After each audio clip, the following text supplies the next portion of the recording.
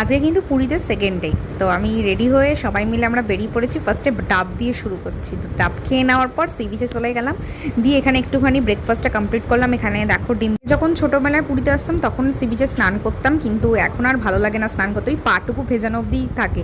আর আজকে কিন্তু দুপুরবেলা আমি একার জন্য বিরিয়ানি নিয়ে এসেছিলাম, মাটন বিরিয়ানি টেস্ট করেছি। আর এইটার রিভিউ কিন্তু আমার চ্যানেলে আমি আলাদা করে আপলোড করবো, যে আমাদের কলকাতার বিরিয়ানি না উড়িষ্যার বিরিয়ানি কোনটা বেশি ভালো খেতে।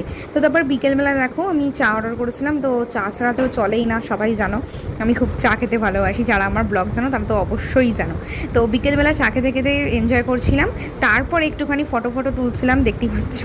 তারপরে আমি চলে গেলাম হচ্ছে বিকেলবেলা একটুখানি সি বিচে কিছু কেনাকাটি করার জন্য।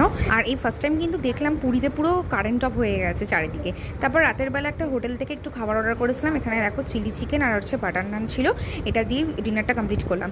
আর তারপর তো রাতের বেলা 12টা অবধি ছাদেই বসেছিলাম, আর এখানে এত সুন্দর লাগছে।